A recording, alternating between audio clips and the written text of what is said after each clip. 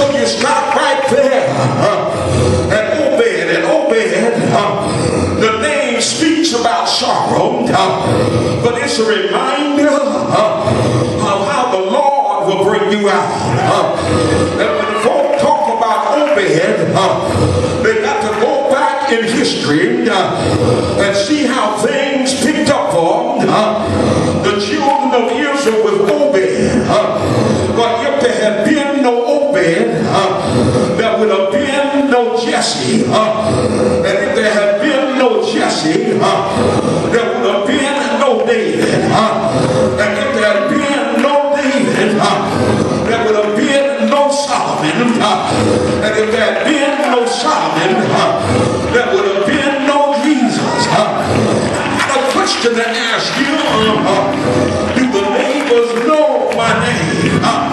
You say, Pastor, what does that have to do with what you're saying here today? Well, y'all, if you really love somebody, and if you really care about them, you want everybody to know who you're in love with. Y'all not going to talk to me. And I thought about this. I thought about how the young man, how he came up with the song.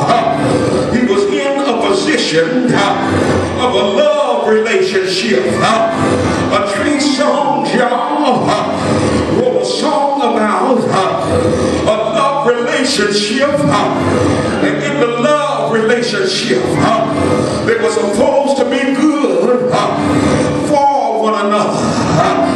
They were supposed to be good to one another.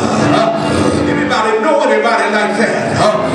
And in the time of passion, the passion became an intimate moment that was so intense until she began to call out his name. And when she would call, the neighbors would knock on the wall. They were disturbing everybody. Let everybody know we got something that's going on here. We got something that's special going on. We don't mean to disturb you, but I got to call his name. I got to tell somebody about my good thing. I got to tell somebody about the special thing. I got to let them know. I got to call his name. I can't keep it to myself. I got to let it out. Y'all with me? I'm going to get saved only now because in the mix or in the middle of a passionate moment, it's easy to call out your partner's name. And if you're not careful, then somebody else is going to hear what you're saying. When I look at Trey's son, in my mind I can see them when he would come out in the morning, when he would leave her place. The neighbors would probably be out on the porch, and they would say, that must be Trey. I heard y'all in there last night. That's got to be Trey. Because she was descriptive, and I almost know him by the way that she was saying his name. I almost feel like he's been around because of the way she was calling his name. Anybody else been in love? I'm talking about a real alive love. When you're in love, you can be by yourself, and that person's name will just roll off your lips. They're not around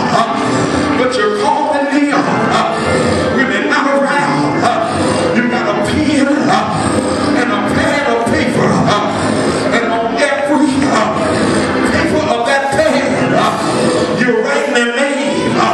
You got Tony on the first page. You got Tony on the second page.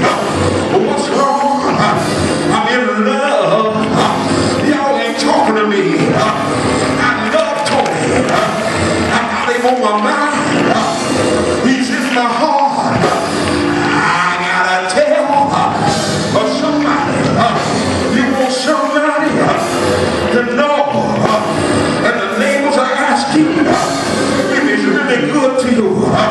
Who bought you that fine car? Who moved you into that fine home? They want to know, and you want to know, but you need to tell them who he is, who it is that makes you feel special. When I think back over my life, every time I ride down nostalgia and get on Rosemary and go in at 221, go into a house I never thought that I could afford. I got to tell somebody it's Jesus. I got to tell my neighbors that it's Jesus that gave me this house.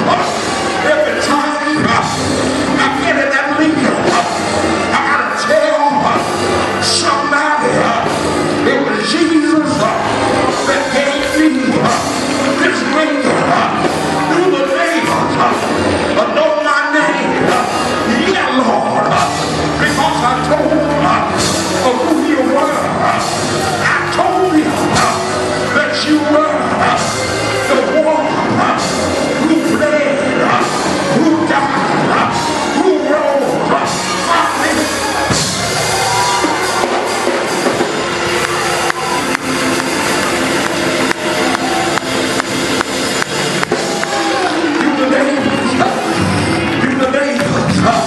Do they know my name?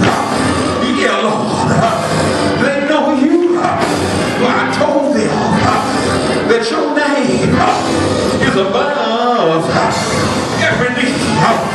And at the name of Jesus, every knee shall bow, every tongue shall confess.